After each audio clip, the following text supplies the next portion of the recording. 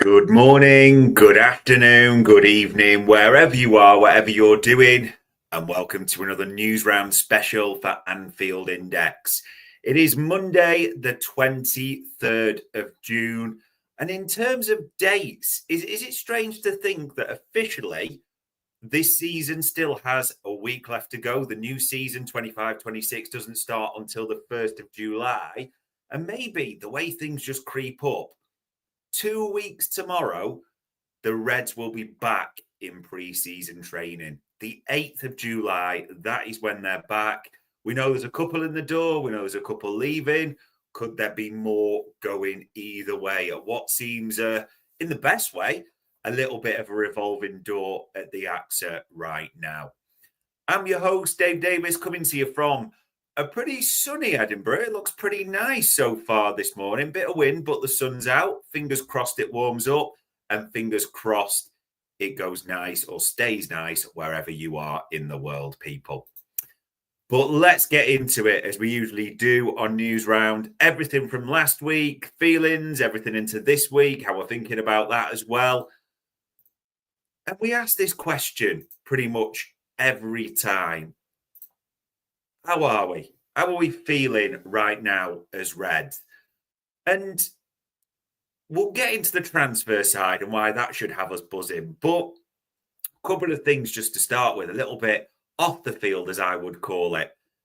Fixtures and that announcement, if you want to call it that, should have us really excited because last Wednesday, Liverpool's fixtures got announced, as with the rest of the Premier League, and we all had them well before 9 a.m., didn't we? We were all booking our holidays, planning things, and thinking that even in the first week, we played twice.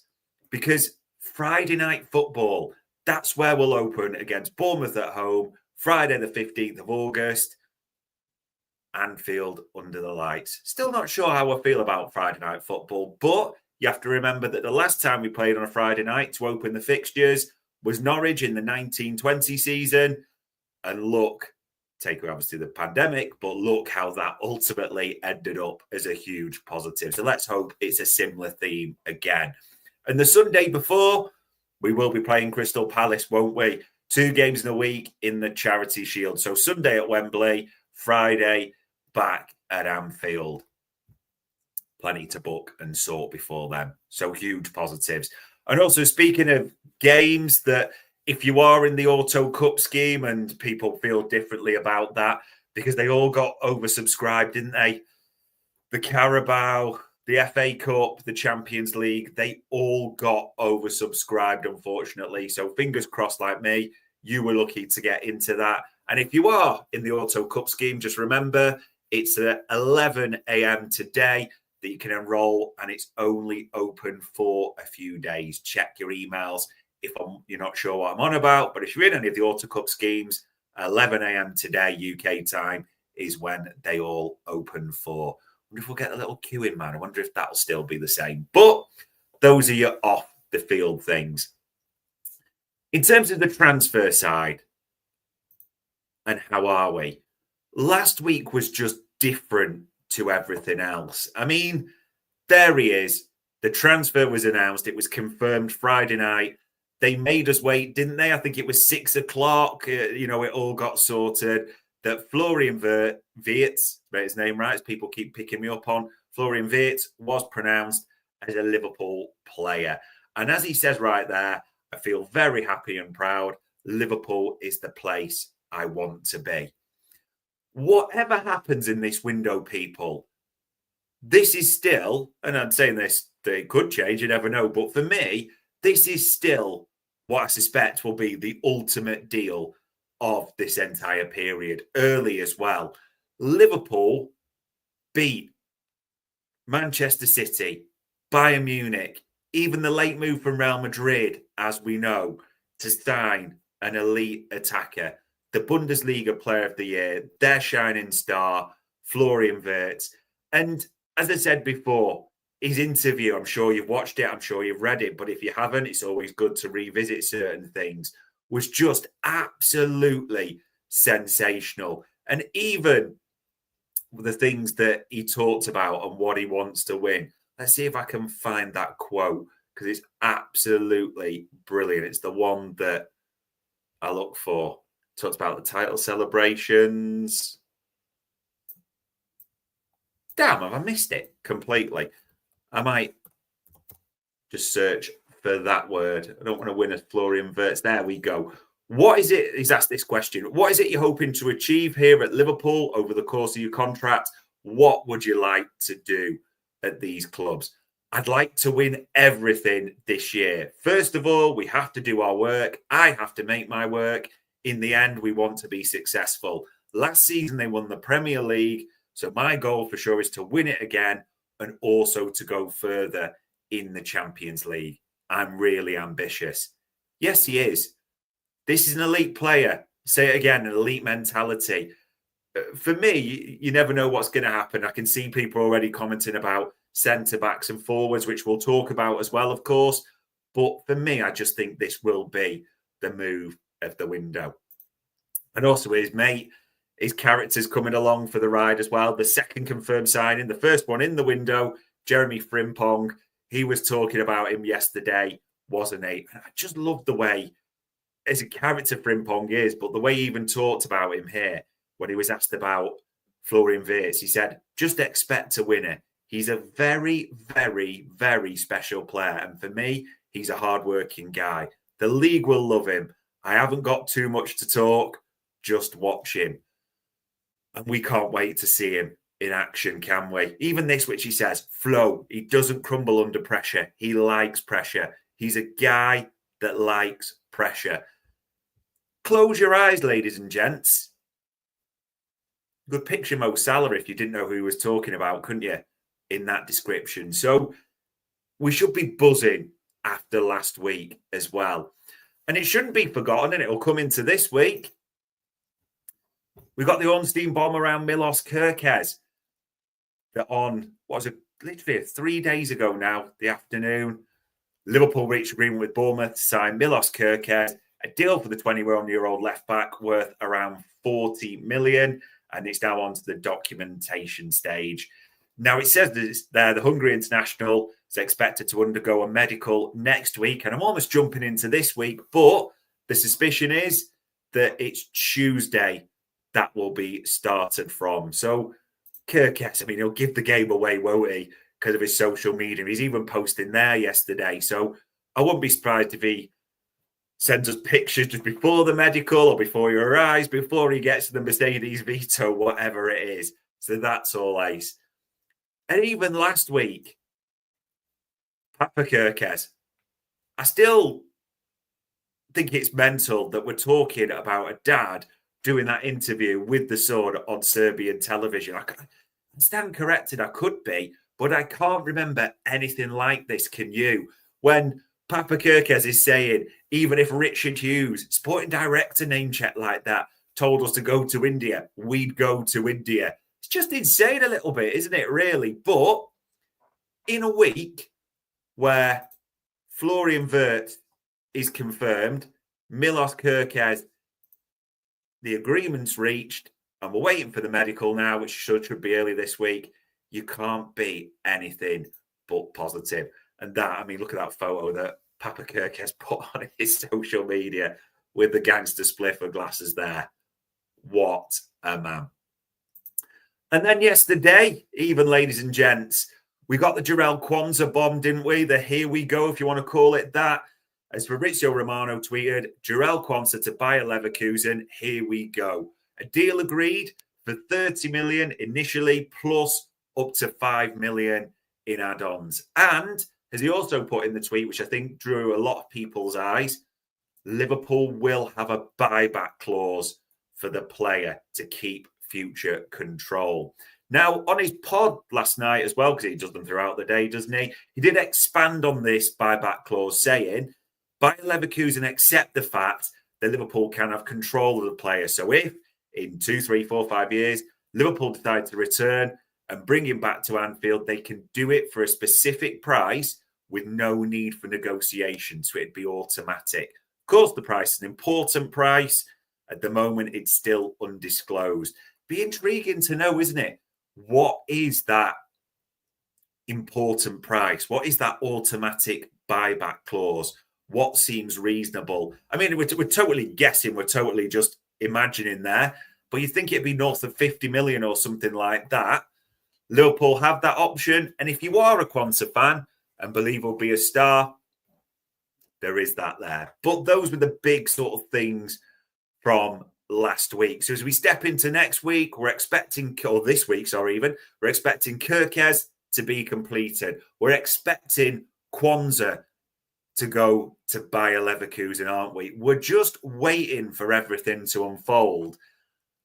And with everything else, ladies and gents, the games are afoot a little bit. I mean, it's nice to see Florian Wirtz in our official Premier League paid squad. They've put him in midfield, interestingly.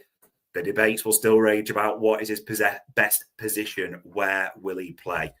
But this week, it does all feel a question of the games and what's about to happen realistically. Because, as a viewer have tweeted, I'm picking up Lewis Steele here because he tweeted this yesterday as well as his article, that we know, as it says there, Jarell Quansah is on the verge of that move to Bayer Leverkusen, naturally delayed because England are in the Euro Under-21 tournament still. They got the semi-final on Wednesday.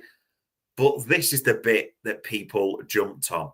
It opens the door for Liverpool to sign a centre-back. And a story that came last week, Mark Guehi is one they like and could represent a good market opportunity given his contract situation. So we got to talk about Mark Guehi realistically. And Sam there saying, I really hope we do get him at the same time. But this is important to say, as if he put this in his videos and a few others have commented on it, their main goal is to sign a young defender who could eventually replace VVD. So that's the main goal, according to Lewis Steele, of the window defensive-wise. Van Dijk has vouched for Jarell Hatto, though mainly, as it says, at left-back. It could be a different thinking. While also, we've watched Red Bull Leipzig's Castello Lukaber. So those are the two names in the mix. Do we know if they'll advance right now for young centre-half moves? No, we're a little bit unsure. But this is part of the games, isn't it? Will anything develop with them? And of course, when we're talking about games, we're now in the game for Mark Guehi. As Lewis Steele phrases it, a good market opportunity.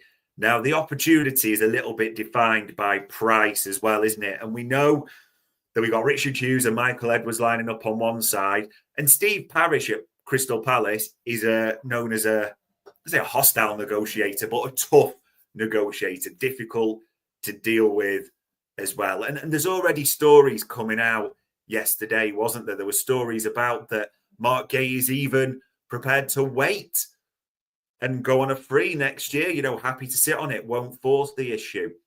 And then you get into the questions, don't you, around, well, would Palace want to do that? Are they happy to lose that asset on a free? I am not so sure on that personally.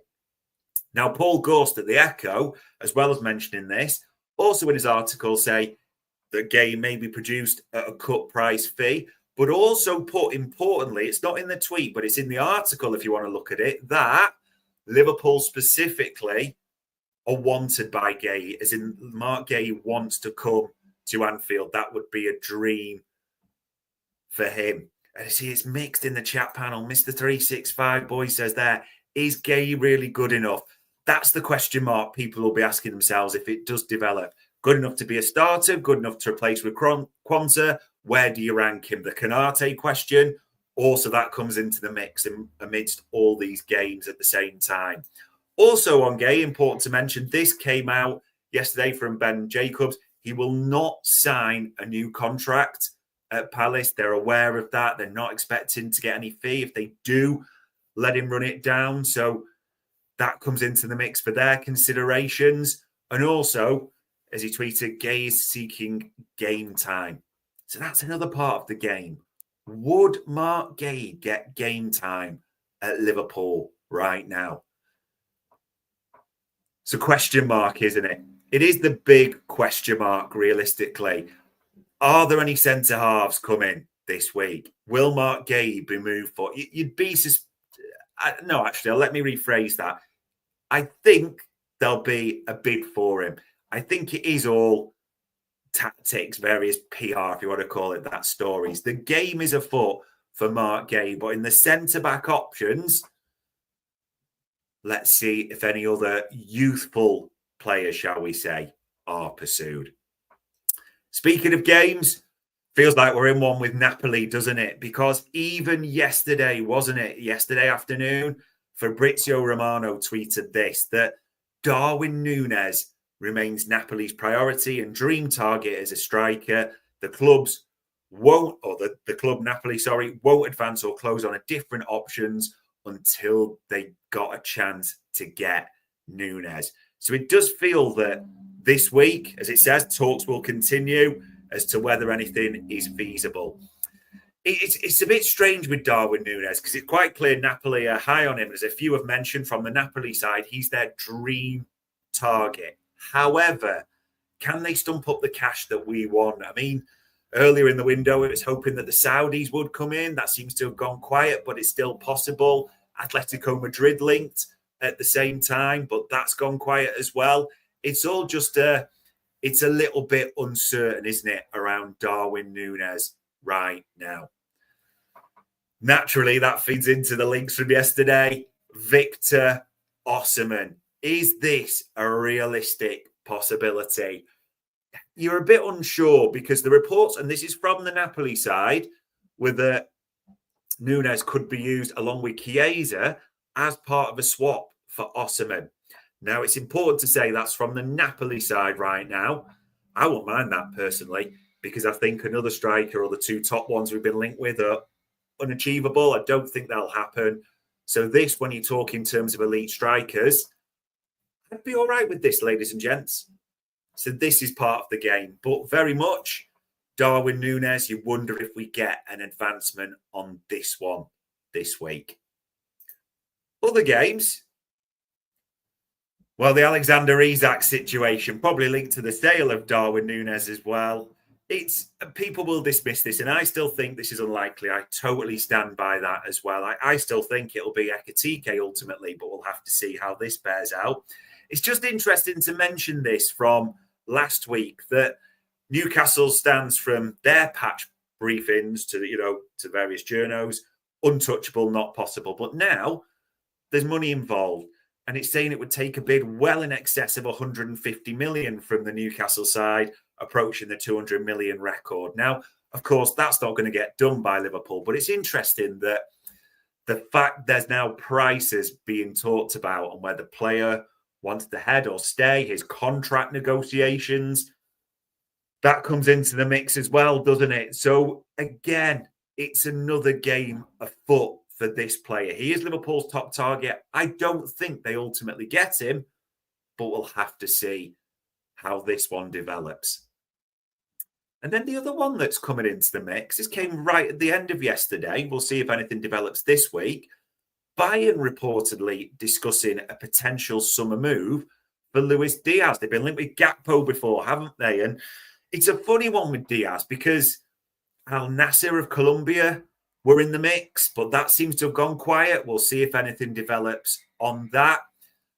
But he might just be the backup for everyone because Barca are trying ultimately for Nico Williams, and it came late last night that Bayern are back in. They're trying with a big salary, a big offer. So it does feel like both are trying for Bayern and Barcelona, Nico Williams, and if they can't get that, you do wonder if they revisit Luis Diaz as a backup option. It's interesting. Bayern might not be the worst move for Luis Diaz if he does want a new contract, because he's not going to get that at Liverpool. Liverpool have been clear on the briefings. That is not going to change. He will not get a new deal for us. So if he wants a new contract, he's going to have to move. Al Nassr at Saudi, they're in the mix. Could Bayern be an option too? Push came to shove and he could get a new deal. I just do wonder around this. We'll have to see what develops because it's been a flat summer for Bayern Munich. But in terms of sales, Quansah expected to be through the door. Nunez, you wonder if anything will develop this week. Diaz, you wonder if anything developed this week as well. We've not even talked about Harvey Elliott and the rumours around him, although he is still, like Quansah, at the under-21 tournament, isn't he? It just feels, ladies and gents, like there are games galore in terms of the exits. And if you look at the squad that was successful for this 24-25, there's a lot of question marks. There's a lot of games going on this week in terms of exits, but also in terms of who might be joining. Mark Guehi, young centre halves, strikers, so much to anticipate. And this coming week, even from today, we will have it all for you. 11 o'clock, we've got Media Matters. David Lynch is back for that one, so we're running that show. We'll have the transfer show later with me and Trev. There'll be various things coming out from the normal places as well. It is just set to be another crazy week, you suspect. Maybe not as crazy as a week where Florian Wirtz is announced and a deal is agreed for Milos Kerkez. I mean, I didn't even talk really there about Robbo as well, isn't it? There's an expectation that a Robbo decision could be made this week around Atletico Madrid. So that's another one to keep an eye on. And even as a few are putting in the chat panel, young, versatile forwards were mentioned. We've not really had much time to talk about Malik Fofana, Anthony Gordon, others, but we will be mentioning them on the transfer show later on. But there we go, ladies and gents. An amazing week last week. We'll see what games are afoot this coming one on Monday, the 23rd of June. That was another news round for